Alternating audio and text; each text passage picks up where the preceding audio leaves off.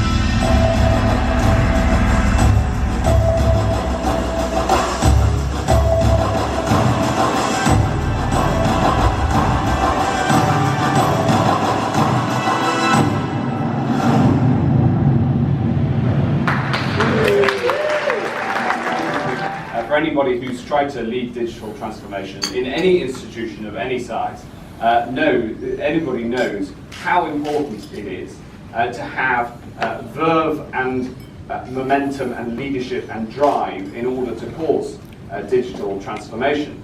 And it's right that this week that celebrates and highlights those changes is called Digital Leaders Week, because if I learned anything about digital transformation in my lifetime, I learned that it is 90% about people and 10% about technology, and therefore it is all about leadership, and it's about changing cultures and changing the ways that people work. Now, the stock exchange itself is a great example of an institution that not only finds and brings on and promotes and finds funding for tech companies, but also then uses the product of the tech companies itself, because the stock exchange has undergone one of the biggest digital transformations of any institution over 30 years. I'm sure that Lord Maude will mention the fact that he was City Minister for the Big Bang and steered that through. But again, over several iterations, over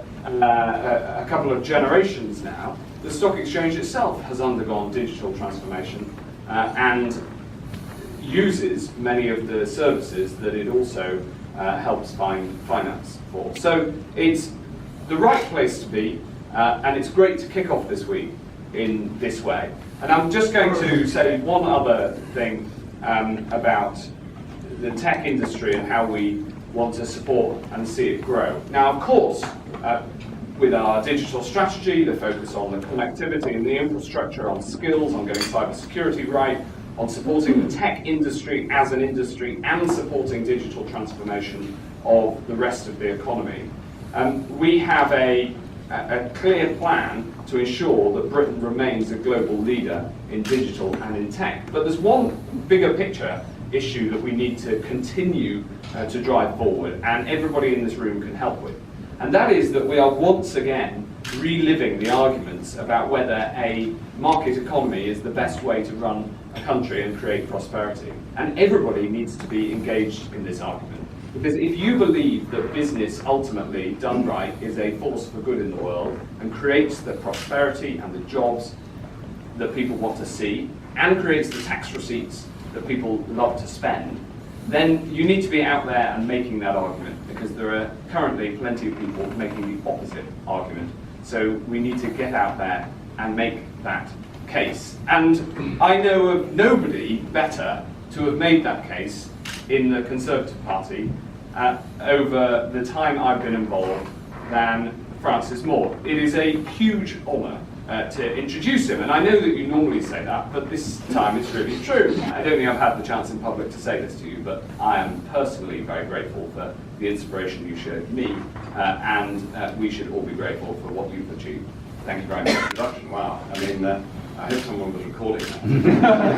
I didn't realise I was single-handedly to blame for your career, but that's lovely to hear. Thank you. And it's a great pleasure for me as Chairman of Digital Leaders to take part in this event. As Matt has mentioned, I was 30 years ago, I was the minister for the city. Obviously, I was in my teens then. Just after the Big Bang had taken place. And of course, in those days, there was still just a stock exchange floor. It rapidly evaporated in a way no one had predicted. Suddenly, all of the trading was being done from members' own offices and being done electronically by people, but through electronic means. And that was an early example for me of how digital disrupts and transforms the way in which things happen. And the city was a funny place then. It was a tale of two cities. One would be embodied by what you see in this marvelous cabinet with heritage and history, which is very important. But the second city was the new city, technologically driven and forward-looking. And I used to say at that time, there was nothing God-given about the city's right to be the leading international financial centre. That preeminence has to be earned. It has to be earned every day of every week of every month of every year. And you cannot assume that it will continue. And of course, there are particular challenges that lie ahead now, which will need the right policy responses from the government and the right activity and the right preparations by those in the financial centre. So for me, as being involved in digital transformation, it's a great pleasure to take part in this opening of Digital Leaders Week. We have a packed week of events ahead. Robin is the major domo of this series of events, and it will be, I think it will be very successful. What's involved in digital transformation? Well, obviously you have to have stickers, so all of our laptops have a lot of stickers on the front. Mine say things like user need is everything, be bold. But the thing we should all have in mind is that thing about disruption and the willingness to disrupt. When we set up the Government Digital Service, which was back in 2011, a lot of people thought this was a bunch of sort of funny hippies who Frances had brought into, not quite into Whitehall, but close to Whitehall. And it suddenly took root and took off, and about 2 years ago, I suddenly had this email from Malcolm Turnbull, who was Minister of Communications in Australia. And all it said was, Frances, if plagiarism is the sincerest form of flattery, you should be feeling very flattered. They'd set up their GPS equivalent. Obama had set up a US digital service model on what we've done. And this is taking root and being replicated around the world. But it requires persistence and it requires consistency to see these changes actually continue, because this is a continuing revolution. When I was leading the public sector reform work, the efficiency work in government, people would often say, Frances, when is this going to end? And the answer is never, or it should never end, because this is always a work in progress. We're in a world now where there is no steady state, there is no business as usual. You're either getting better or you're getting worse. And anyone who thinks their organisation is staying the same will wake up one day and realise it's got worse, at least relatively, probably, absolutely. And so forward progress is absolutely essential. The message can go absolutely clearly out to the world that London, Britain, and London in particular, remains very much open to the best talent around the world.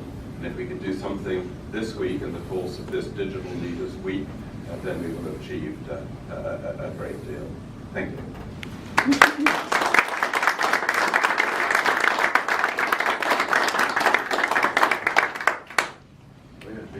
Yes, we would love you to sign it. We'd love you all to sign it. And then Minister first. And then we've got some lovely plaques to put on your mantelpiece. Hopefully, right in place.